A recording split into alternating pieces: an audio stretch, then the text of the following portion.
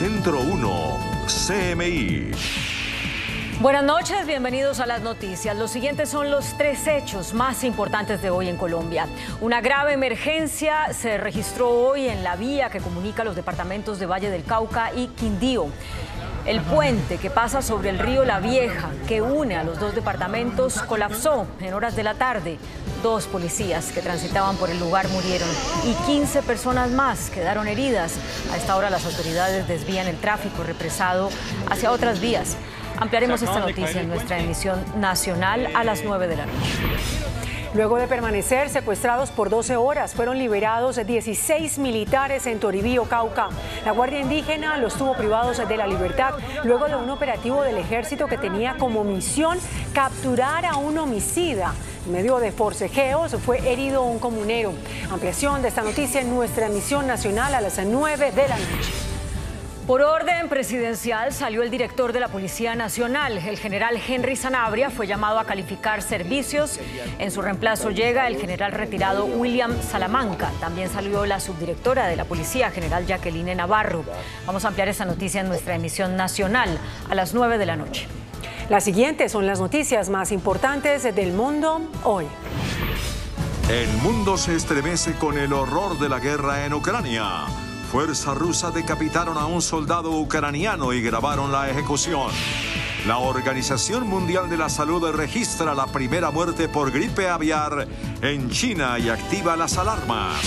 La inflación de Estados Unidos cae 1 punto y se ubica en el 5%. Trump demanda a su ex abogado Michael Cohen por más de $500 millones. Estados Unidos declara a la droga zombie silacina como una amenaza para el país. Científicos hallan un capítulo oculto de la Biblia de hace más de 1500 años. Con Claudia Palacios y Margarita Ortega. Ha causado indignación mundial la revelación que hicieron las fuerzas rusas del video que grabaron cuando decapitaron a un soldado ucraniano. Los mercenarios rusos del grupo Wagner fueron acusados nuevamente de cometer crímenes de guerra, mientras las tropas de Vladimir Putin se ven envueltas en una polémica por la publicación de unos videos. Las imágenes que aparecieron recientemente en redes sociales muestran la barbarie de los mercenarios rusos en Ucrania, en donde presuntamente un militar ruso muestra en vivo la decapitación de un soldado ucraniano. El presidente del país, Volodymyr Zelensky, por su parte, llamó a la comunidad internacional a reaccionar ante tales crímenes. Є те, що нікому у світі неможливо ігнорувати. Як легко ці звірі вбивають. Це відео страти українського полоненого. Світ повинен бачити. Це відео Росії, якою вона є. El portavoz de la presidencia rusa, Dmitry Peskov, coincidió en que el video muestra imágenes terribles, pero insistió en que se debe comprobar la veracidad del video, dado que, según el funcionario, puede ser una maniobra para manchar el Kremlin. La Unión Europea también advirtió que la veracidad de las imágenes todavía debe confirmarse, aunque resaltó que si son auténticas, todos los autores y cómplices de crímenes de guerra deberán rendir cuentas. Desde la ONU lo calificaron como horroroso y advierten que hay una segunda grabación en la que se ven cuerpos mutilados que serían de prisioneros de guerra ucranianos. La Organización Mundial de la Salud registró la primera muerte por gripe aviar H3N8 en China. La mujer que falleció había tenido contacto cercano con aves de granja antes de que presentara síntomas de la enfermedad. La Organización Mundial de la Salud confirmó 3 casos de gripe aviar H3N8 en humanos en el último año en China, entre los cuales el más reciente fue reportado a esta institución el pasado 27 de marzo y correspondió a una mujer que murió por esta infección a mediados del mismo mes. Según la OMS, la víctima, una mujer de 56 años, sufría de enfermedades subyacentes y se estableció que tenía contacto cercano con aves de granja antes de que presentara síntomas de la enfermedad. Además, había presencia de aves silvestres alrededor de su domicilio, lo cual indica que lo más probable es que se contagió en un mercado de aves vivas. Tras llevar a cabo un estudio epidemiológico, las autoridades asiáticas confirmaron que nadie de su entorno se ha infectado. La OMS advierte que es necesario de que el virus y su evolución sigan siendo vigilados de cerca para entender sus mutaciones y lo que ellas representan. La inflación en Estados Unidos cayó 1 punto, se ubicó en marzo en 5%. En el tercer mes del año, la variación interanual del índice de precios al consumidor cayó al 5% desde el 6% anual registrado en febrero y con 2 décimas de diferencia frente a la previsión del 5,2%. El dato de este mes se consagra como el menor aumento interanual de precios desde mayo de 2021. El enfriamiento de la economía estadounidense empezó oficialmente desde julio de 2022, cuando la tasa de inflación llegó al 8,5% anual, tras el 9,1% interanual de junio, el mayor aumento desde noviembre de 1981 y que puso en el ojo del huracán a la gestión del presidente Joe Biden. Sin embargo, en términos mensuales, los precios de consumo subieron 1 décima, en un momento en el que la Reserva Federal analiza de cerca los efectos de las subidas de tipos en los precios. Donald Trump demandó a su exabogado Michael Cohen por más de $500 millones como reparación por causarle un gran daño a su reputación al servir como testigo para el caso de la actriz porno Stormy Daniels.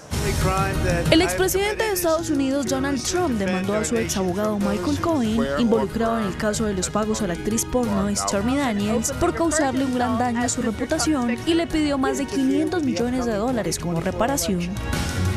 La demanda se produce después de que Cohen testificó ante un gran jurado de Manhattan, que luego acusó a Trump de 34 delitos graves de falsificación de registros comerciales, marcando la primera vez en la historia de Estados Unidos que un expresidente ha sido acusado de un delito. El equipo legal de Trump presentó la demanda en un tribunal federal del Distrito Sur de Florida por los múltiples incumplimientos de Cohen en la relación abogado-cliente al revelar sus confidencias y difundir falsedades. El presidente estadounidense Joe Biden llegó a Belfast, capital de Irlanda del Norte, donde se reunió con el primer ministro británico Rishi Sunak y ahí dio un discurso desde la Universidad del Ulster. La visita oficial de Biden en Irlanda del Norte con motivo de la conmemoración de los acuerdos del Viernes Santo tiene un ingrediente simbólico adicional. El mandatario acudirá a los lugares en los que vivieron sus antepasados. Biden abogó por acabar con el estancamiento institucional en el que está envuelto el gobierno norirlandés y prometió inversiones estadounidenses si los partidos de la coalición llegan a un acuerdo. Y hay alerta en Estados Unidos por 2 voraces incendios que han provocado evacuaciones. Uno en el sur de New Jersey que se ha extendido a más de 1.000 hectáreas en cuestión de horas. Y el otro en el estado de Indiana en una planta de reciclaje. Un gran incendio forestal tiene en alerta el sur de Nueva Jersey. Decenas de edificios fueron evacuados a medida que la conflagración de rápido movimiento ha arrasado más de 1.000 hectáreas y continúa amenazando las estructuras. Según el Servicio de Bomberos Forestales del estado, el incendio denominado Jimmy's Waterhole Fire creció 5 veces su tamaño en unas 4 horas después de estallar en el municipio de Manchester. Alrededor de 170 edificaciones fueron evacuadas hasta el momento y al menos 75 más siguen en riesgo por el incendio. Los residentes que tuvieron que salir de sus casas fueron albergados en la escuela secundaria del municipio de Manchester y son ayudados por agencias locales. Por otro lado, otro incendio que comenzó este martes por la tarde en una planta de reciclaje en la ciudad de Richmond, al este de Indiana, obligó a evacuar a unas 2.000 personas como consecuencia del humo tóxico. Por el momento se desconoce la causa del fuego, que se inició en un semirremolque que se encontraba detrás de uno de los edificios. Los bomberos han tenido problemas para acceder a las instalaciones por los montones de plásticos que se acumulaban en los caminos de acceso. Estados Unidos declaró a la conocida como droga zombie, la psilacina, como una amenaza para su país, para ese país. También es conocida como Tranq, está indicada como sedante y analgésico veterinario. La decisión federal permitirá al Congreso liberar fondos para luchar contra el consumo de este fármaco que causa estragos en ese país. Ese consumo puede ralentizar la respiración, el ritmo cardíaco de las personas a niveles peligrosos y causar infecciones que pueden provocar la amputación de extremidades. Las autoridades venezolanas detuvieron al colombiano Álvaro Pulido, socio de Alex Saab, por estar involucrado en la trama de corrupción y desfalco en la petrolera estatal PDVSA. Pulido era buscado por la pérdida de 1.500 millones de dólares por transacciones relacionadas a la venta del crudo venezolano. El fiscal general de la Nación de Venezuela aseguró que la casa del colombiano ya había sido allanada hace un par de días y las autoridades estadounidenses habían establecido una recompensa de 10 millones de dólares a quien diera información del paradero del colombiano desde octubre de 2021. Italia decretó el estado de emergencia migratorio durante 6 meses debido a la llegada masiva de migrantes. El gobierno italiano que preside la ultraderechista Giorgia Meloni ha decretado el estado de emergencia nacional migratorio durante los próximos 6 meses para hacer frente a un aumento de inmigrantes que llegan a las costas del sur del país. Se espera el nombramiento de un comisionado especial y también se aprobó un financiamiento inicial de unos 5,5 millones de dólares como parte de la medida aprobada por la primera ministra y su gabinete. Sin embargo, esta decisión permitiría apurar la repatriación de aquellos migrantes que no sean autorizados a permanecer en Italia, así como acelerar las identificaciones y las órdenes de expulsión. Solamente en los últimos 3 días han desembarcado en las costas italianas más de 3.000 personas, pero la preocupación sobre la saturación del sistema de recepción aumenta porque a medida de que mejoran las condiciones climáticas, decenas de embarcaciones, muchas de ellas en apuros, se dirigen al país. El ciclón Ilsa amenaza con azotar el occidente de Australia con fuertes vientos que podrían causar estragos de gran magnitud. El gran ciclón se ha intensificado en el área costera australiana con advertencias de poder ser la tormenta más fuerte en tocar tierra en la zona en la última década. La Oficina de Meteorología de Australia expresó que es probable que el ciclón llegue al país el próximo jueves en la noche con vientos de más de 250 kilómetros por hora. La Fiscalía Mexicana procesará penalmente al director de Migración luego del incendio del pasado marzo en un centro de detención de migrantes en Ciudad Juárez, que ocasionó la muerte a 40 extranjeros. La justicia mexicana dio a conocer que inició el proceso penal en contra del titular del Instituto Nacional de Migración, Francisco Garduño, y de otros 6 funcionarios de la entidad a los que se les acusa de negligencia. Andrés Manuel López Obrador, el presidente, señaló que las víctimas mortales no lograron escapar del lugar por la ausencia de personal en ese sitio. Científicos hallaron un capítulo oculto de la Biblia de hace más de 1500 años. Según detalla la publicación de la revista New Testament Stories, es un manuscrito en el que se borraron fragmentos mediante raspado y otro procedimiento y se pudieron hallar los escritos mediante la aplicación de luz ultravioleta. La página contiene los capítulos 11 a 12 del Evangelio de Mateo. Los investigadores, sin embargo, no han revelado la traducción completa escrita en siriaco antiguo. La Clínica Mayo de Rochester, Minnesota, creó un robot con inteligencia artificial capaz de dar masajes de forma terapéutica con fines médicos. La inteligencia artificial y la robótica se pueden complementar perfectamente, creando productos capaces de generar alternativas en la atención médica, posando así como una solución a los ojos del paciente y un aliado para los médicos, que ante la alta demanda de algunas funciones no pueden satisfacer ni el 50% de la población con problemas musculares en la espalda. Es por esto que la Clínica Mayo creó a Emma, el robot que a partir de sensores que miden la rigidez muscular de los pacientes y calculan el punto de acupuntura de cada cuerpo, logra hacer masajes a nivel de un profesional.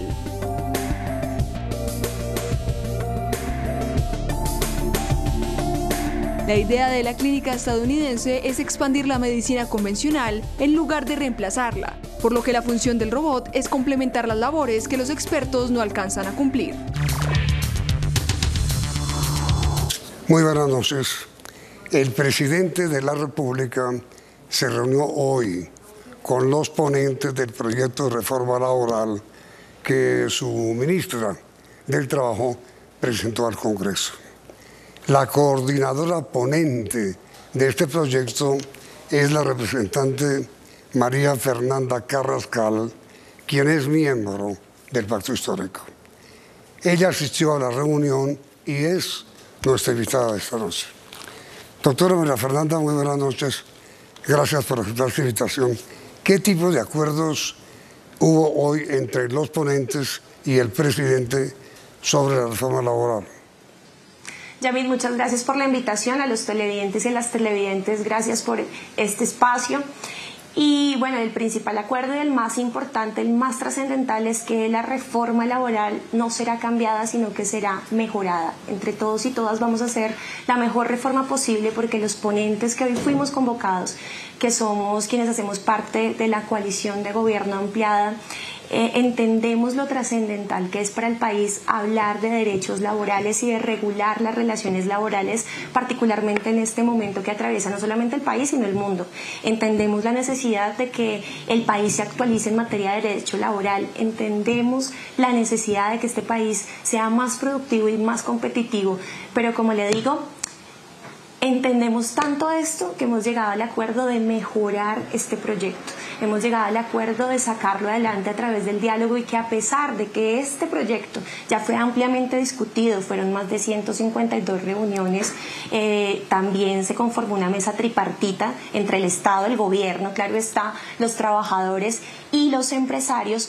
Este es el momento ya radicado, y cuando empieza la construcción de la ponencia para el primer debate, este es el momento para seguir ampliando el debate, porque sabemos con plena certeza de que la reforma laboral toca a todos los sectores, a todos los hogares, a todos los colombianos y colombianas, y que necesitamos mejorar la calidad de vida de todos y todas para poder llevar este país hacia el desarrollo que todos y todas queremos.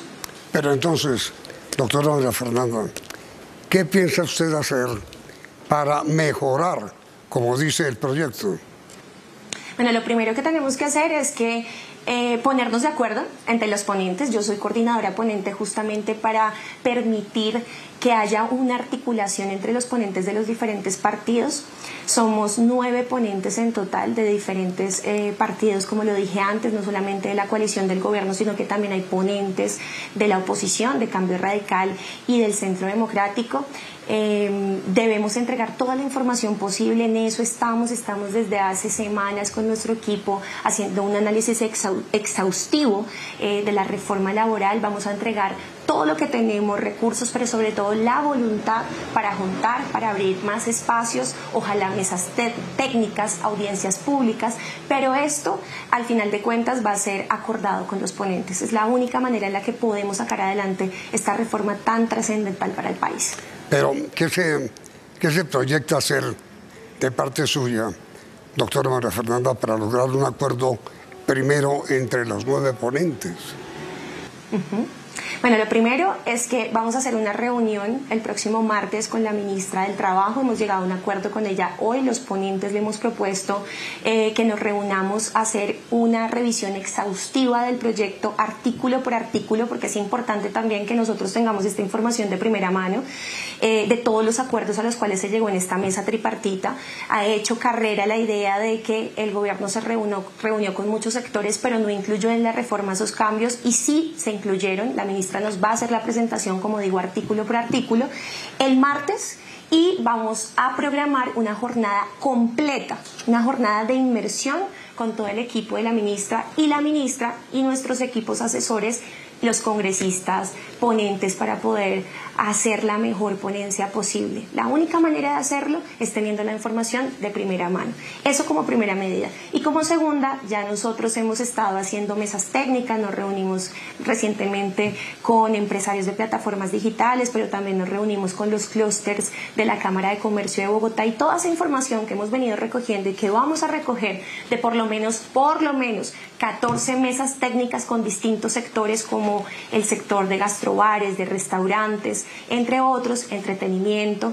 Todos esos insumos los vamos a llevar a los ponentes para que tengan muchos más argumentos y tengamos entre todos la mejor ponencia posible para el primer debate que se va a desarrollar en la Cámara de Representantes, en la Comisión Séptima. Mire, doctora María Fernanda, ¿cuáles son, si es usted tan amable, enumerarlos, los grandes puntos de diferencia entre los sectores de ponencia?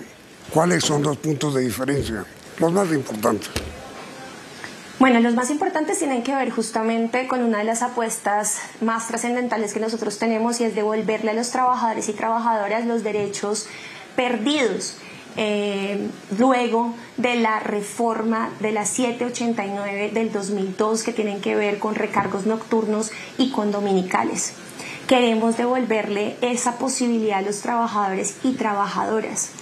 Lo segundo tiene que ver con la estabilidad reforzada, que de hecho, después de haber hablado con los diferentes sectores, con la ANDI, con otros gremios, se le concedió a los empresarios, a los empleadores, la posibilidad de que esa estabilidad laboral reforzada no fuera tan dura.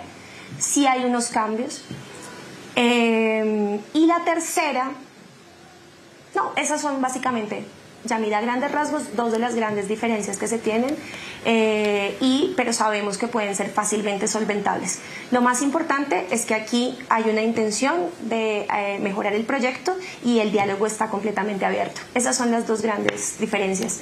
Bueno, y si me deja, qué pena, son tantos temas, pero si me deja también ampliarle en algo que hemos visto mucho, hemos visto mucha desinformación en los diferentes sectores, y es que ha hecho carrera también la idea de que nosotros eliminamos distintos tipos de contratación, de contratos, y que solamente le estamos apostando a los contratos a término indefinido. Esto no es verdad. La reforma sí le apunta a que esta sea la regla de contratación para mejorar las condiciones de los trabajadores y trabajadoras, pero no elimina, y en esto quiero ser muy enfática porque es muy importante darle esa tranquilidad a los empresarios, a las empresarias, pero también a los trabajadores, y es que no se eliminan otros tipos de contratación como el contrato a término fijo o el contrato obra-labor. Esto es importantísimo porque nosotros entendemos que hay sectores de la economía que necesitan, por el tipo de actividades que ejercen, necesitan este tipo de contratación. Necesitan contratar por un tiempo limitado, por proyectos, por temporadas. Así que nosotros le apostamos a que sí se delimiten muy bien los tiempos de contratación, porque lo que sí queremos frenar es el abuso de este tipo de contratos que precariza a los trabajadores y trabajadoras. Le vamos a dar un tiempo límite y muy claro.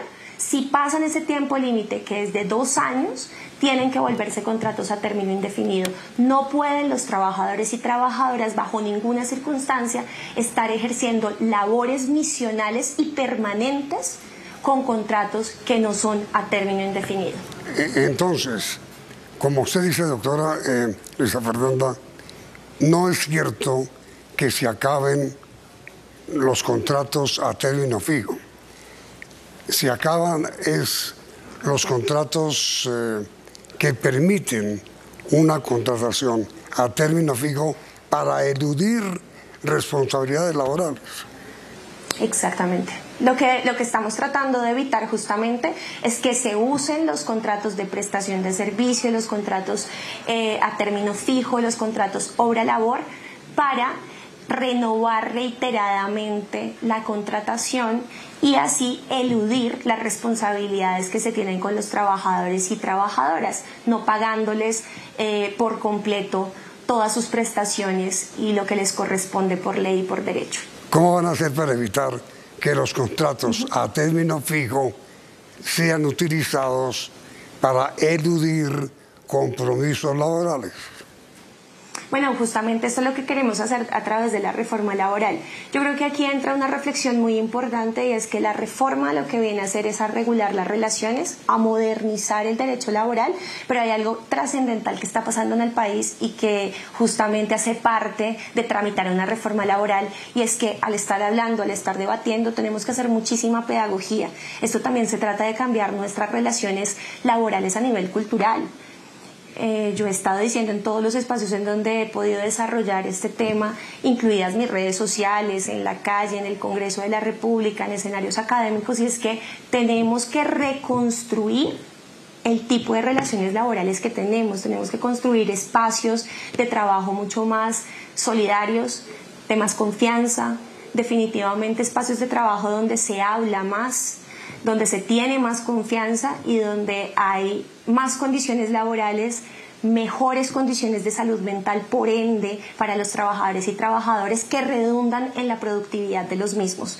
Ya no estamos en los tiempos de la esclavitud, ya no podemos permitir que ningún tipo de explotación a los trabajadores y trabajadoras sea justificado bajo la premisa de las ganancias y la productividad. La productividad hoy se mide de otra manera, hoy se mide incluso en Chile, Ayer aprobaron la reducción de las horas de trabajo semanales. Y ahora se redujo a 40 horas semanales. En Colombia estamos caminando hacia allá también. No por trabajar más horas, el trabajador, la trabajadora es más productiva, pero sí por tener mejores condiciones laborales, sí por tener mejores condiciones de trato, salariales, entre otras. Sobre todo protección social. A ver, dos temas, doctora María Fernanda. Primero, usted bien sabe que hay dos tipos de contratos a término fijo. Un contrato a término fijo que es obvio, el que se hace para contratar una obra puntual.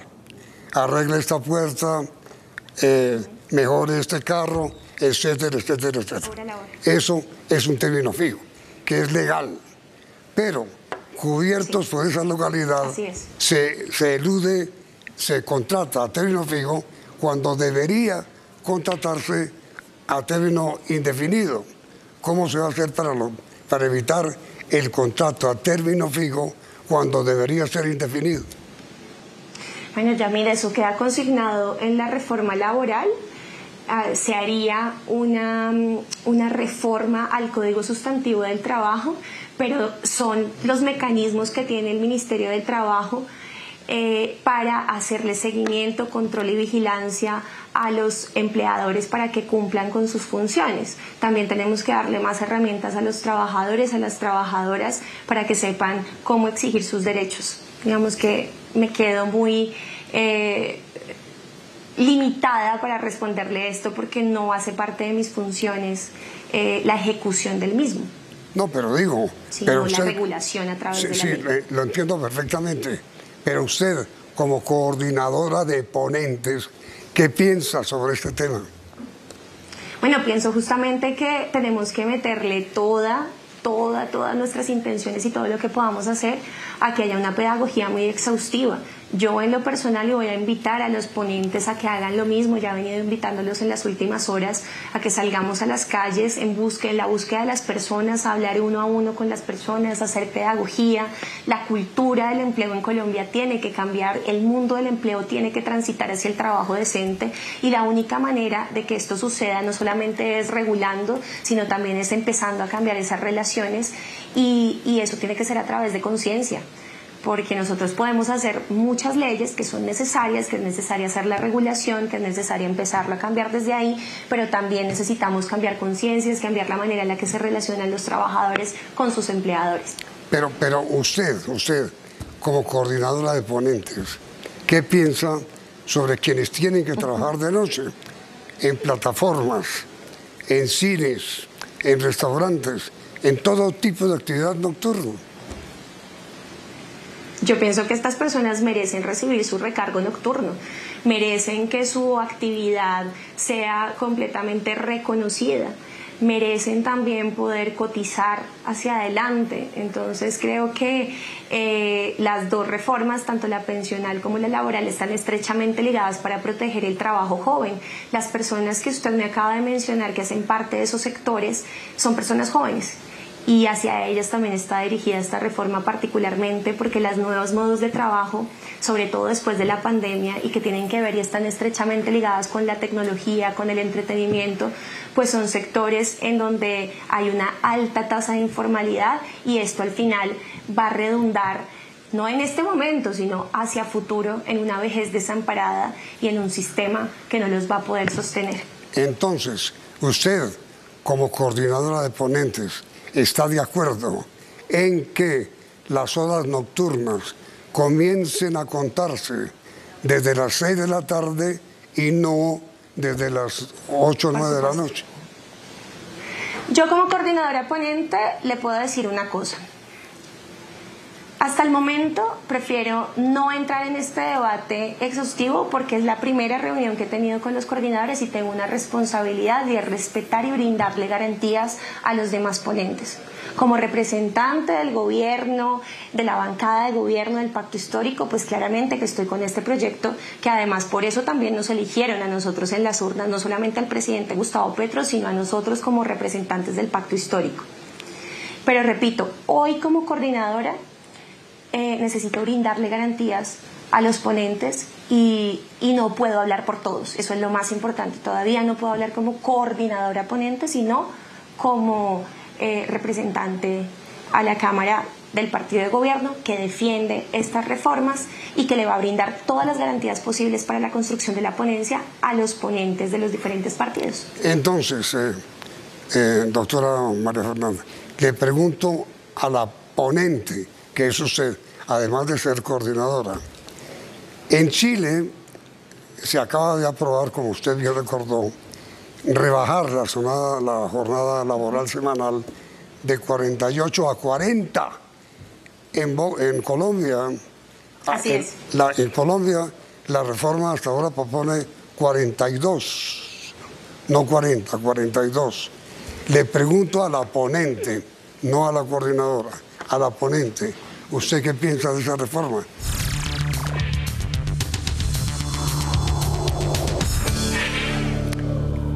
A ver, doctora María Fernanda, ¿cuál es su posición sobre como ponente del proyecto, sobre la idea del gobierno de rebajar la semana laboral de 48 a 42 horas?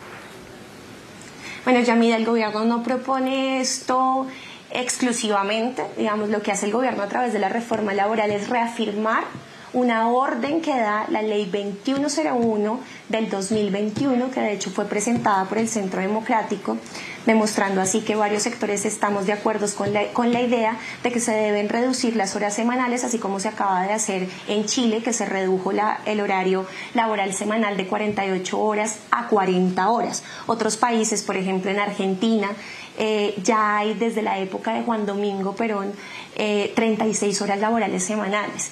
El mundo desde 1935 aproximadamente ya se está preguntando y está llegando a conclusiones sobre la productividad. ¿Son más productivos los trabajadores y trabajadoras cuando trabajan más? ¿O definitivamente debemos propender porque tengan una flexibilidad horaria que les permita poder conciliar su vida personal con su vida laboral, tener mejor salud mental, mejores condiciones laborales para poder disfrutar también de su salario, de lo que ganan, incluso con sus familias? Pero mire, doctora Fernanda, yo no sé, pero uno de los dos, con todo respeto, está equivocado. Yo tengo entendido que el proyecto del gobierno, el que presentó al Congreso de la República la señora ministra del Trabajo, sí propone una reducción de las horas laborales a la semana. Sí, el proyecto sí lo incluye, como le digo, reafirma algo que ya está consignado en la ley 2101 del 2021, lo reafirma, dice, claro, la jornada laboral debe ser de 42 horas. Esa ley lo que dice es que año a año se va a reducir 1 hora la jornada laboral hasta llegar a 42 horas semanales. Lo que sí incluye la reforma laboral de este gobierno es esa reafirmación, pero también la delimitación del máximo diario que debe trabajar una persona, que son 8 horas. La ley 2101 del 2021 eliminaba ese máximo y nosotros consideramos que Colombia tiene que alinearse a los estándares internacionales que plantea la Organización Internacional del Trabajo, distintas convenciones de esta organización, incluso la jurisprudencia de la CIDH y de la Corte Constitucional, y es que son 8 horas diarias laborales. Un trabajador no puede ejercer más horas. A ver, doctora María Fernanda, revisando aquí unos documentos, reconozco mi error. El proyecto de ley no cambia las 8 horas diarias de trabajo. Tenían una duda sobre si no establecía las 42 semanales, pero usted asegura que no, que se mantienen 48. ¿Es así? Sí, se mantienen. Yo quiero contarle una cosa, y es que en el primer borrador del proyecto el gobierno proponía que fueran 40 horas semanales, así como lo acaba de aprobar Chile. Sin embargo, en la concertación de la mesa tripartita se le concedió a los empleadores que fueran 42 horas, se llegó a ese acuerdo. ¿Para qué? Para reafirmar la ley 2101 del 2021 y a su vez, pues para llegar a una concertación, a un buen puerto, que fue ese. Por eso, entonces... 42 horas. Eso se va a mantener las 42, no mantener. Se va a mantener. El acuerdo. Que se van a ir reduciendo, Yamil, el acuerdo, exactamente, se va a ir reduciendo 1 hora por año. ¿Qué quiere decir esto? Que si la ley 2101 se aprobó en el 2021, ya para este año la jornada laboral no es de 48, sino de 47 horas. Si la reforma laboral es aprobada como esperamos y es sancionada este mismo año, quiere decir que el próximo año tendremos una jornada de 46 horas y así sucesivamente hasta llegar a 42 horas. ¿Son 2 horas anuales o una? Una anual. En consecuencia, no habrá reducción a 40 o 42 horas a partir del 1 de enero. No, será 1 hora anual. No. Progresivamente. Progresiva. ¿Qué era el otro tema que hasta llegar a las 42 horas, que es lo estipulado en la ley 2101. Que fue la ley de Uribe, ¿no? Así es, fue la ley del Centro Democrático, lo que, como le dije hace un momento, a nosotros nos da una tranquilidad, y es que los diferentes sectores, incluida la oposición, estamos de acuerdo en que la productividad no se mide entre más horas trabaje una persona, sino en otras condiciones laborales que son fundamentales, y es que puedan flexibilizar su vida personal y su vida, o más bien conciliar su vida personal y su vida laboral, flexibilizando los horarios. Doctora María Fernanda, muy amable por su gentileza al aceptar esta entrevista. Mil gracias. Y a ustedes, televidentes, también por la sintonía, y los invitamos a continuar aquí, en Noticentro 1, CMI. Noticentro 1, CMI. Remesón en la policía. General William Salamanca será su nuevo director. El alto oficial actuaba como cónsul en Miami. Regresa al servicio activo. Hoy se reunió en Bogotá con el ministro de Defensa y con todos los comandantes de regiones. Se conocen más cambios. General Carlos Triana pasa de comandante de Bogotá a la jefatura de servicio. General Luis Sinestrosa será el nuevo comandante de Bogotá. Cae puente que comunicaba a Quindío con Valle del Cauca. Avalancha en Santander destruye puente y vías.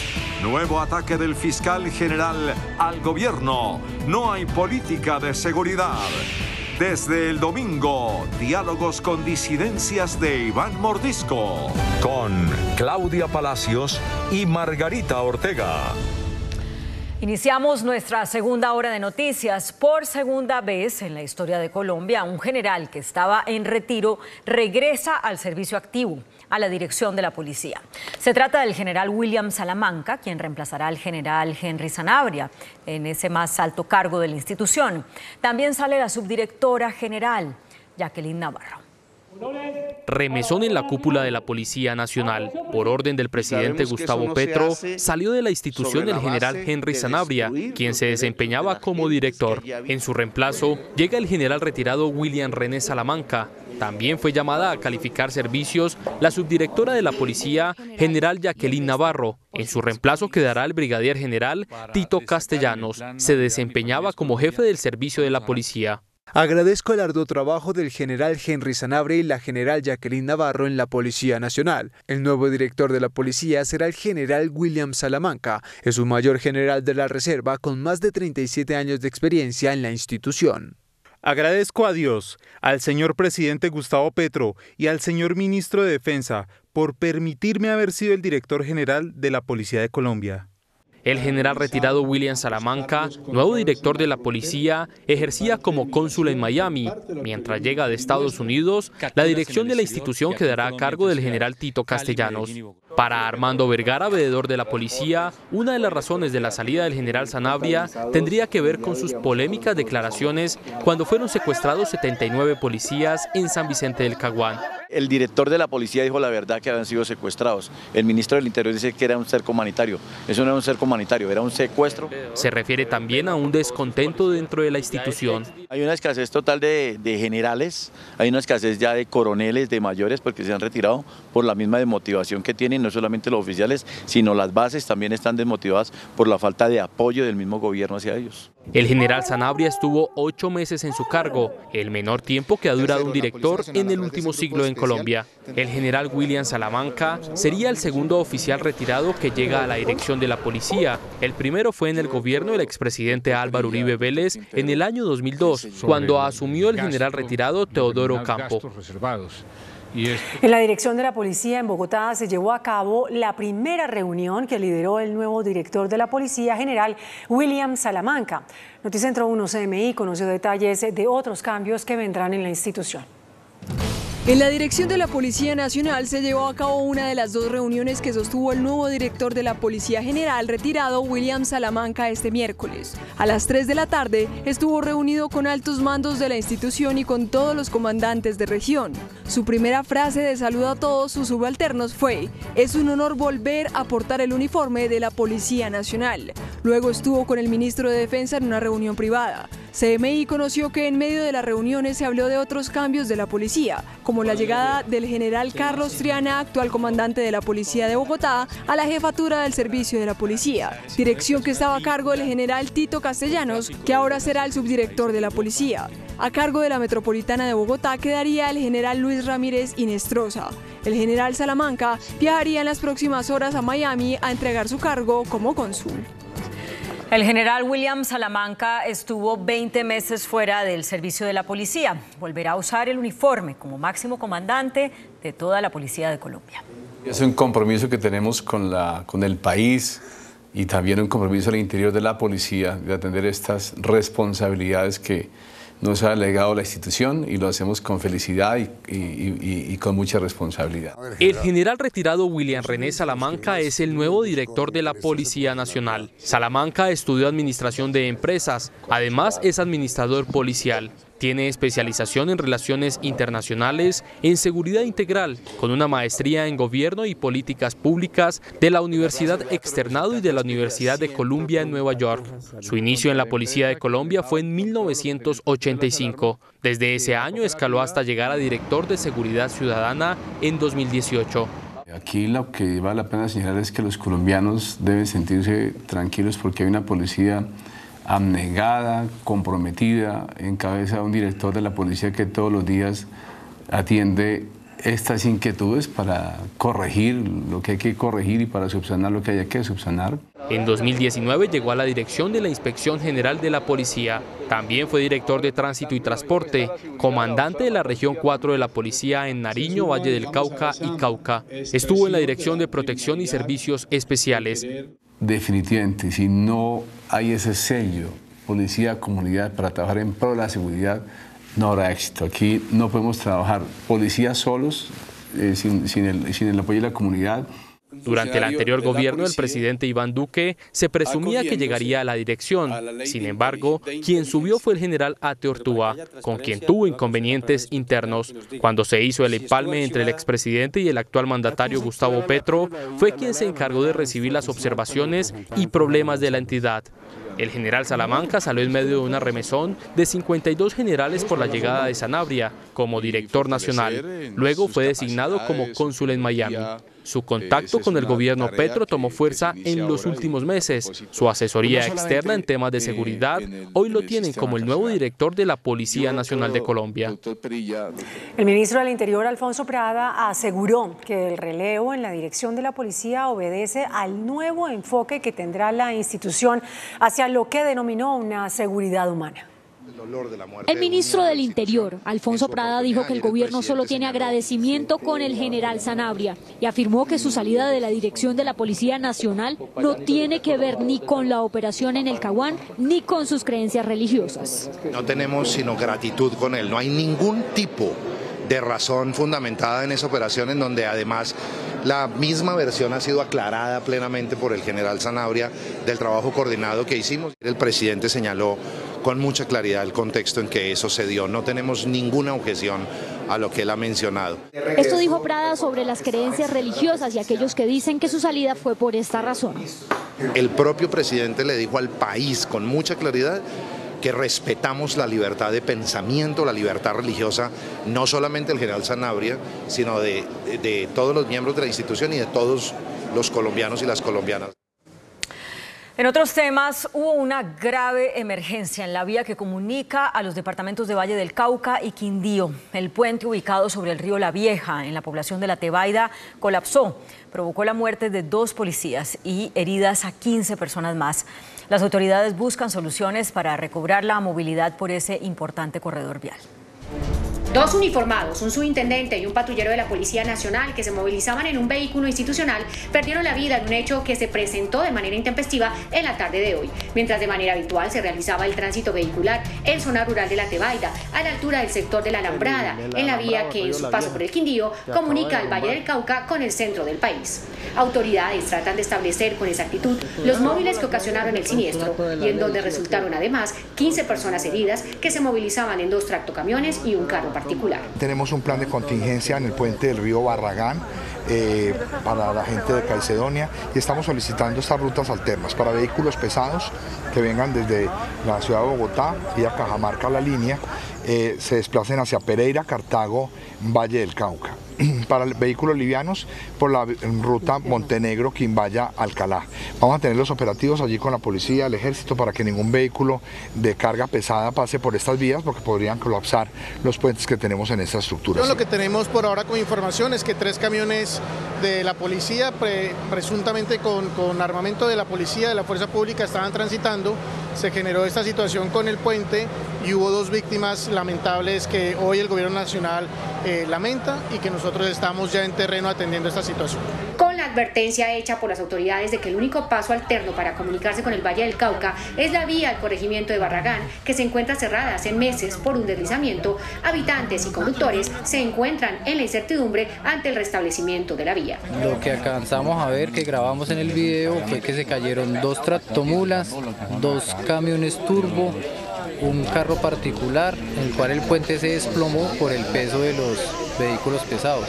Se espera que a primera hora hagan presencia el ministro de Transporte, el director nacional de la Unidad de Gestión del Riesgo, para buscar solución a la problemática de conectividad vial, que aunque parcialmente se podría solucionar con la construcción de puentes militares de urgencia, por ahora no parece tener una pronta solución. El puente de La Vieja fue reforzado en el año 2016. Pasó una revisión hace apenas 3 meses, según la Agencia Nacional de Infraestructura. Una falla súbita se registró en el puente del Alambrado, ubicado entre los municipios de La Tebaida, Quindío y Caicedonia, Valle del Cauca. Desde la Agencia Nacional de Infraestructura aseguran que hace pocos meses se realizó una revisión del conector vial. En el 2006 fue recibido por la concesión de autopistas del Café, hoy concesión Armenia Pereira Manizales. En 2016 ese puente fue reforzado, se le hizo, digamos, una actualización y hace 3 meses se hizo una patología estructural, que es un procedimiento que indaga frente al estado de las estructuras cuáles son los riesgos y los elementos que puedan sugerir un posible inducción de falla, y no se encontraron elementos que así lo estuvieran sugiriendo. El desplome afecta la conectividad de los departamentos del Valle del Cauca y Quindío. Estas son las rutas alternas. Una ruta para vehículos livianos, por allí no puede circular vehículos de carga, hay unas restricciones, que es el corredor Quimbaya, Alcalá, Cartago, y un corredor para ruta pesada, que obviamente es infraestructura también de esquema concesionado, que es Armenia, Pereira, Cartago. Estas 2 alternativas pueden ser utilizadas para los usuarios que tienen como destino departamento de Quindío y departamento del Valle en este momento. Porque acá no hay pase, porque hay... La estructura está a cargo de la concesión Armenia Pereira Manizales. Mañana el presidente de la ANI y el ministro de Transporte visitarán el lugar. Desde esta tarde inició la investigación para determinar las razones de la falla. Entre tanto, en Santander, una avalancha provocó varias emergencias en puentes y en vías de nivel nacional que unen a ese departamento con norte de Santander. Son incalculables las pérdidas que deja en vías, cultivos, viviendas, la avalancha de la quebrada del Término, que acabó, como su nombre, con todo a su paso en 17 poblaciones que unen a los 2 Santanderes y parte de Boyacá. Que nos dejó con pérdida de 5 puentes, 2 vías nacionales afectadas y unas comunidades totalmente separadas de la realidad del país. Son más de 17 municipios del departamento de Santander que quedan incomunicados con norte de Santander a través de esta troncal central del norte. Las mayores afectaciones de esta emergencia las vive el agro. Por tratarse de una ruta nacional, el INVIAS y la Oficina de Gestión de Riesgo buscan rutas terciarias alternas, mientras se establece la posibilidad que un puente militar mitigue la emergencia. Por su parte, el IDEAM reveló que 573 municipios del país están en alerta por deslizamientos. Las alarmas se encienden principalmente en el Pacífico colombiano, el territorio donde podrían registrarse deslizamientos por las precipitaciones. Son 573 municipios en alerta por ese fenómeno. 82 con alerta roja, 125 con alerta naranja y 416 con alertas amarillas. Los principales sectores en los cuales encontramos esta publicación están ubicados sobre el departamento del Chocó, Cauca y Nariño. En varios afluentes existe el riesgo de creciente súbita. Las cuencas que tenemos publicadas con alerta naranja y alerta roja se encuentran ubicadas sobre la región pacífica, Magdalena y Cauca. Con alertas puntuales tenemos la quebrada del Término, la subida del río Congreso, el río Tigú y el sector de Caregato. En el caso específico de las corrientes de agua cercanas al volcán Nevado del Ruiz, se realiza un monitoreo constante. Hasta el momento no se registran emergencias. La Fundación La Fuerza de las Ideas, una organización social, gestionó ante el gobierno la emisión filatélica de La Dorada Caldas, territorio Pantágora. La estampilla representa la narrativa de la historia de La Dorada a través de sus 135 años de asentamiento. Con esta estampilla, La Dorada se posiciona como una marca turística ante el mundo. El fiscal general de la Nación, Francisco Barbosa, criticó fuertemente al gobierno del presidente Gustavo Petro. Aseguró que no hay una política de seguridad ni de orden público. Al término de un foro organizado en el periódico El Tiempo, el fiscal general Francisco Barbosa criticó al gobierno ante el secuestro de 16 militares en el Cauca por parte de indígenas cuando realizaban un operativo. Cada semana además estamos en Toribío, en San Vicente del Caguán, en el Catatumbo. O sea, ¿qué significa eso? Señores, que no hay política de seguridad, si no hay política de orden público. Entonces, ante una ausencia de política de orden público, esto será recurrente. Cada 2 días vamos a estar en esto. El jefe del ente acusador anunció que este caso será investigado como un secuestro. Un ciudadano sufre el paseo millonario, capturan al delincuente y el delincuente va a decir, no, yo lo que hice fue pasearlo y no lo secuestré, lo retuve un momento en mi taxi. Creo que, a ver, pongámosle un poquitico de seriedad al país y digamos las cosas con claridad. Secuestro es secuestro. Y no hay las tales retenciones. El fiscal también denunció que hay una catástrofe humanitaria en varias regiones del país, especialmente en las zonas donde hacen presencia los grupos armados que paradójicamente buscan negociar con el gobierno nacional. Entre más diálogos, entre más repliegue la fuerza pública, mayor criminalidad.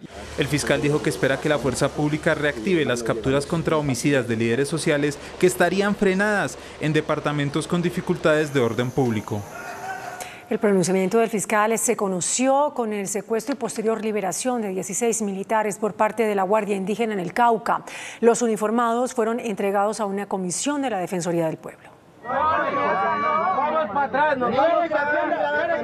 16 militares del Ejército Nacional fueron secuestrados por una guardia indígena en la vereda La Pila, en Toribío, departamento del Cauca. Estas son las imágenes del momento exacto en el que los obligaron a ingresar a un terreno privado. En diálogo con CMI, uno de los líderes indígenas de esa región explicó lo que pasó. Les da pena que los supuestos héroes de Colombia aparezcan haciendo unos atropellos a una vivienda en donde no encontraron evidencias. Esto dentro de las comunidades es visto como una retención ilegal, y eso ha hecho a que una acción de la fuerza pública hoy lleve a que sean secuestrados estas unidades del ejército. Un comunero indígena en medio del operativo del ejército resultó herido. Un cuchillo para que le corte eso, un cuchillo. Una reacción de este comunero pues lleva a que prácticamente haya un forcejeo entre las fuerzas militares y este comunero que pues lleva a que sea herido. Luego de 12 horas de estar secuestrados, los 16 militares fueron entregados a la Defensoría del Pueblo. Veteranos y retirados de las fuerzas militares y de policía protestaron a las afueras del Salón Elíptico de la Cámara de Representantes. Los promotores de la protesta exigían justicia y mejores condiciones para los uniformados frente a las difíciles situaciones de seguridad que están enfrentando en varias regiones del país. La Procuradora General Margarita Cabello pidió aclarar los puntos sobre víctimas y esclarecimiento de la verdad en el proyecto de sometimiento de bandas criminales. Advirtió que, como están planteados, podrían conllevar a una intervención de la Corte Penal Internacional.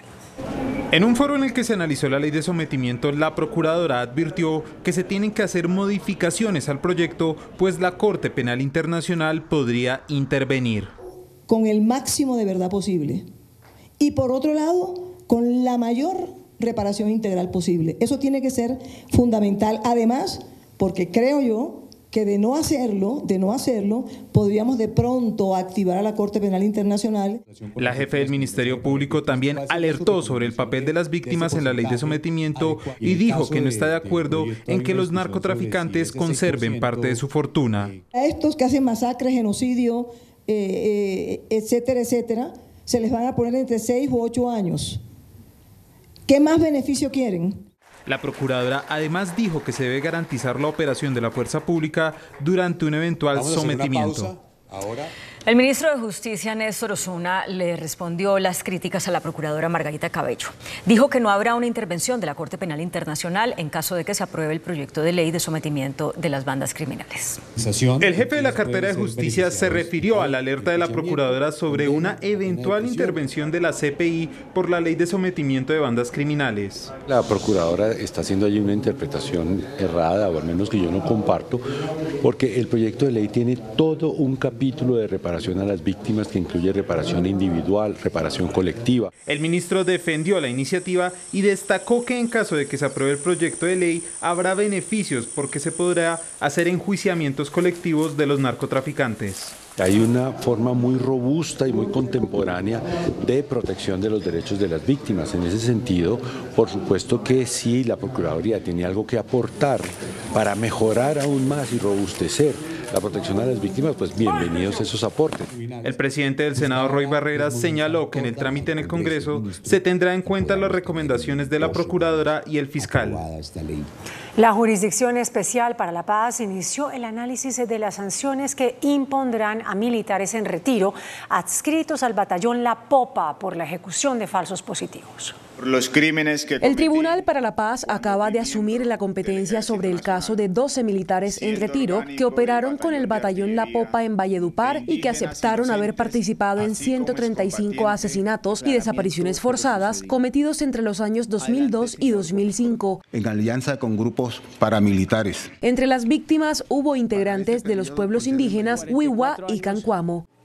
El pelotón fue creado para asesinar personas. Lo que viene ahora es que el tribunal determine qué tipo de sanciones propias impondrá con trabajos, obras y restricción de la libertad que tendrán una duración entre los 5 y 8 años. De los militares imputados por este caso, los coroneles Publio Hernán Mejía y Juan Carlos Figueroa no aceptaron cargos y deberán someterse a un juicio por el que podrán obtener penas de hasta 20 años de prisión. El gobierno y las disidencias de las FARC de Iván Mordisco, conocidas como Estado Mayor Central, anunciarán este domingo el inicio formal de la mesa de conversaciones entre las dos partes para buscar un acuerdo de paz. Para este evento, las disidencias nombraron 5 delegados en la mesa. Tras superar la fase de acercamientos exploratorios, todo está listo para que este fin de semana, en las sabanas del Yarí, se anuncie lo que ya era una realidad: la instalación de la mesa de diálogos con el llamado Estado Mayor Central de las FARC al mando de Iván Mordisco. La tarea que le han encomendado al nuevo... Se conocerá la agenda temática y también se darán los nombres de las delegaciones que adelantarán este proceso de negociación. Será la segunda mesa de conversaciones que busca consolidar la principal bandera del gobierno del presidente Petro: la paz total. Según ha conocido este noticiero, las conversaciones se harán en Colombia y todo parece indicar que las sedes serán las sabanas del Yarí, más exactamente en la región donde las FARC realizaron su 10ª conferencia para decir sí a la paz. Las tropas de Mordisco están compuestas actualmente por cerca de 4.000 hombres y mujeres en armas. Estas fueron las primeras disidencias tras el Acuerdo de La Habana. Su fuerte era el Frente Primero, que operaba en el Guaviare y que se apartó del proceso de paz de La Habana. En el Sumapaz fue asesinado por grupos armados el líder campesino e integrante del Partido Comunista Carlos Julio Tautiva, un hecho que genera zozobra y temor en la comunidad sumapaceña que creía haber dejado atrás las consecuencias de la guerra. El páramo y todo el Sumapaz están de luto.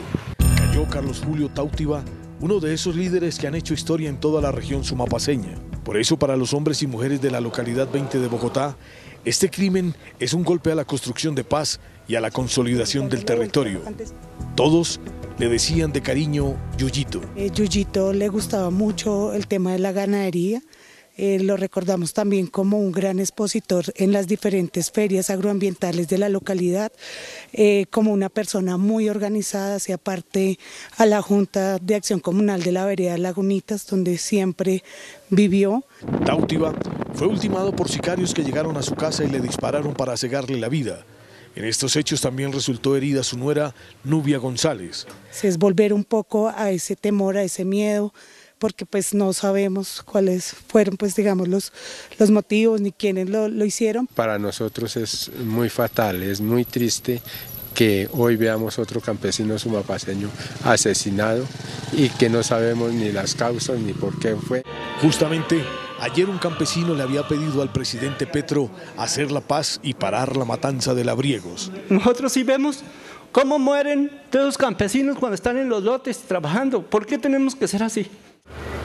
La región del Sumapaz recibió el pasado 4 de febrero el reconocimiento como zona de reserva campesina.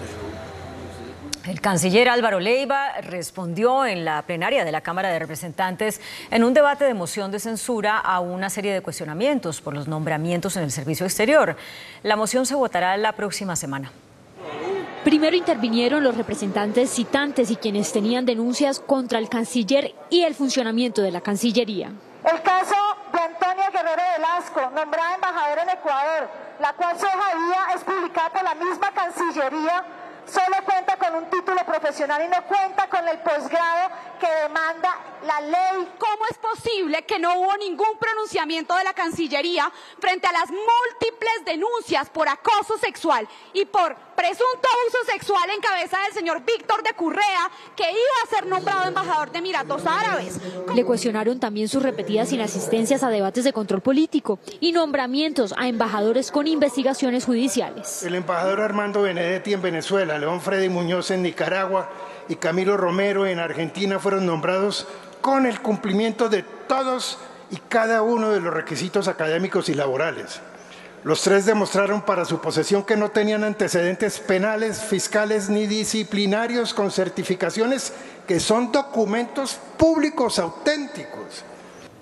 Las autoridades en Caldas mantienen la vigilancia al volcán Nevado del Ruiz ante la cercanía de la roca fundida que está a tan solo 2 kilómetros del cráter del volcán.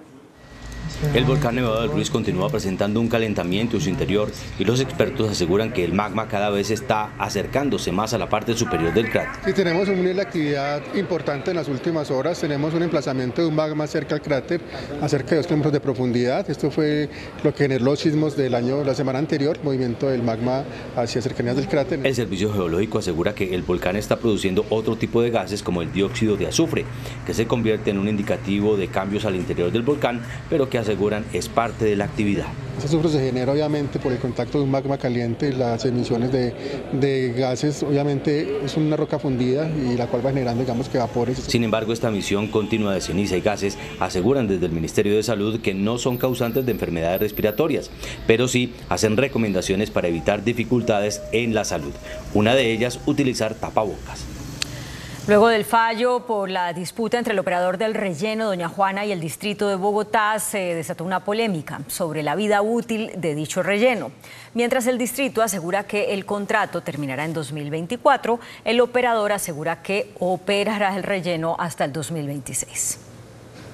Comienza el fin del relleno Doña Juana. El contrato del operador del relleno Doña Juana ya tiene fecha de vencimiento. La presencia de CGR en el relleno Doña Juana va atada a la capacidad que tienen actualmente las celdas autorizadas. La proyección que hace la interventoría es a 2024. El operador tiene otra interpretación. Esa capacidad, por estimaciones de la misma UAES, está aproximadamente hasta enero del 2026. Lo cierto es que pese a la diferencia, al relleno le quedan máximo 2 años. Y la pregunta es, ¿qué pasará con el manejo de las basuras en Bogotá después de esa fecha? Ya iniciaron los estudios para solicitarle a la CAR una nueva licencia para el parque tecnológico, donde no solamente estará el tema de enterramiento, sino temas de planta de biogás, de compostaje. El Gobierno Nacional entregó las contragarantías para financiar la segunda línea del metro en Bogotá. Esto quiere decir que la empresa Metro tendrá vía libre para salir a buscar créditos ante la banca multilateral para financiar la construcción de la segunda línea subterránea a Suba y Engativá. Por ahora está asegurada una financiación cercana a los $50 millones. Porque supuestamente hicieron un acuerdo para no comprar medicamentos y de esa manera presionar el debate sobre la reforma a la salud, el presidente Gustavo Petro le pidió hoy a la Fiscalía que investigue a las EPS. La solicitud para que las EPS sean investigadas la hizo el presidente Gustavo Petro por medio de su cuenta de Twitter. Allí dijo: al no comprar medicamentos solo para presionar un resultado político, se comete un crimen que debe ser investigado. Le solicitó a la Superintendencia de Salud y a la Fiscalía General de la Nación investigar con objetividad e independencia esta situación. La petición del presidente Gustavo Petro se da porque hay noticias que dicen que las EPS no estarían comprando medicamentos para hacer presión sobre el debate de la reforma a la salud que hace tránsito en el Congreso de la República. Un accidente vehicular causó la muerte de un hipopótamo en la autopista Medellín-Bogotá. Una tonelada pesaba el hipopótamo que causó el inusual accidente en el kilómetro 167 en Puerto Triunfo, Antioquia. Según las autoridades, un vehículo chocó de frente con el animal y le causó la muerte. El conductor del automotor resultó herido. Hay conmoción por video que muestra la supuesta decapitación de un soldado ucraniano. La inflación cae en marzo en Estados Unidos por 9º mes consecutivo. Las noticias del mundo en Noticentro 1 CMI. Rusia y Ucrania investigan un video que muestra la decapitación con un cuchillo de un soldado ucraniano, supuestamente a manos de un militar ruso, junto con otra grabación similar en el que se aprecian los cadáveres de 2 efectivos ucranianos decapitados. El presidente Volodymyr Zelensky calificó de bestias a los responsables de estos hechos, mientras la ONU se mostró horrorizada y el Kremlin anunció que comprobará la veracidad de las imágenes. La inflación en Estados Unidos se desaceleró en marzo por 9º mes consecutivo para situarse en el 5%, el nivel más bajo desde mayo de 2021, debido a que los precios se encarecieron solo un 0,1% frente al 1% de marzo del año pasado. En cambio, la inflación subyacente con la que se mide el aumento de los precios del consumo del alimento y energía ya supera la general, tras subir 4 décimas en marzo y localizarse en el 5,6% interanual.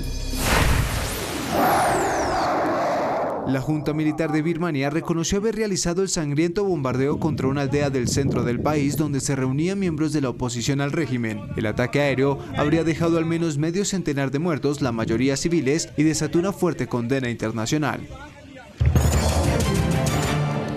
Quedó oficializada la designación del ingeniero Ricardo Roa como nuevo presidente de Ecopetrol.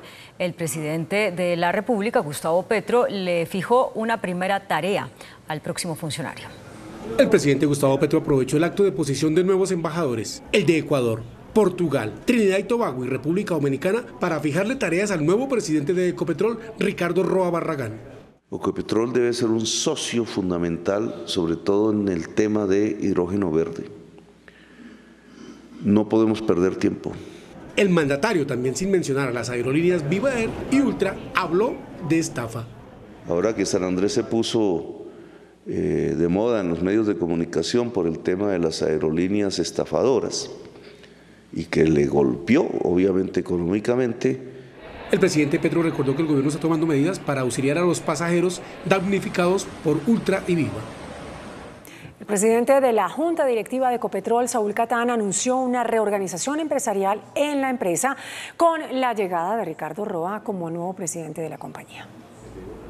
La llegada de Ricardo Roa a la presidencia de Ecopetrol motiva el fortalecimiento de la empresa para una reorganización empresarial tanto de la compañía como de sus filiales, eficiencia en los contratos, gestión administrativa y agilizar la política de transición energética entre los objetivos. Necesitamos reorganizar muchas cosas al interior de Ecopetrol, no porque sea mala, sino que creo que se puede crear una empresa mucho más ágil y que esto pues ayudaría pues a todos los trabajos y procesos de transición energética hacia el futuro. El directivo sostiene que se debe fortalecer la compañía para que se refleje en el valor de las acciones. Muchísimos cambios organizacionales con el fin de crearle valor a la compañía, de reflejar el valor que tiene Ecopetrol, que es enorme, hacia sus accionistas. Se buscará una mejora en el modelo de recobros para la actividad de los campos petroleros y poner en marcha los contratos de exploración ya vigentes. Eso es algo que Ecopetrol puede hacer ya, hoy, con sus áreas, con sus contratos, y nos ayudaría mucho a incrementar la productividad nacional, pero también ayudaría, por supuesto, a la empresa. Por otro lado, el gobierno y el sector privado trabajarán para garantizar la seguridad en los campos petroleros. La deuda externa de Colombia aumentó levemente en el primer mes del año. De acuerdo con el reporte del Banco de la República, la deuda total llegó a los 187.012 millones de dólares, lo que significa un alza de 1,57%. El director de la aeronáutica, Sergio París, dijo que la integración entre las aerolíneas Avianca y Viva Air será una realidad en los próximos días. Desde el lanzamiento de la Feria Aeronáutica Internacional y Espacial 2023, convocada en Río Negro, Antioquia, el director de la Aeronáutica Civil, Sergio París Mendoza, dijo que la autorización de integración entre Viva y Avianca es un hecho. Por ahora solo dependen de resolver los últimos trámites legales y explicó cuáles son esos recursos vigentes que se deben resolver para dar luz verde a la autorización de integración. Las señales de las empresas son positivas, tales que tanto Avianca presentó fue un recurso de aclaración y Viva no presentó recursos, o sea que al final uno interpretaría de esa decisión que tienen toda la voluntad de continuar y de echar adelante la integración. El ministro de Transporte, Guillermo Reyes, dijo que la próxima semana sería anunciada la autorización para la unión entre Viva y Avianca y aclaró que serán ambas compañías quienes tendrán la última palabra. El Banco Agrario definió las líneas de crédito de apoyo al sector agropecuario. Según el presidente de la entidad, Hernando Chica, habrá 1,3 billones de pesos disponibles para 9 líneas especiales de crédito. Los programas se concentrarán en desarrollo productivo, compra de tierras, mujer y jóvenes rurales. La producción cafetera cayó en marzo. Según la Federación de Cafeteros, en el tercer mes del año se produjeron 799.000 sacos de café, lo que representó una disminución del 13% frente al mismo mes del año anterior. El índice de capitalización de la bolsa, que mide el comportamiento de las 25 principales acciones, cerró al alza. El índice selectivo MSCI Colcap de la Bolsa de Valores de Colombia subió 0,88% a 1.232 puntos. La acción de Concreto fue la que más subió, con una valorización de 6,67% a 240 pesos. La acción del Banco de Bogotá fue la que más bajó, con una pérdida de 4,38% a 32.500 pesos. La acción más negociada de la jornada fue la de Preferencial Bancolombia, al movilizar más de 16.000 millones de pesos, con una variación positiva de 0,46% a 30.600 pesos. El dólar cerró a la baja. Indicadores económicos en Noticentro 1, CMI. La tasa representativa del mercado, que regirá para mañana jueves, será de 4.458 pesos con 87 centavos. Los profesionales del cambio compran la divisa en promedio en 4.440 pesos y la venden en 4.490 pesos. Un euro cuesta 4.902 pesos. La libra de café en Nueva York se cotizó a $1.90 centavos. El azúcar se transó en 24,5 centavos de dólar la libra. El barril de petróleo WTI se cotizó en $83.19 centavos. La referencia Brent para Colombia se cotizó en $87.22. Una acción de Ecopetrol cuesta 2.580.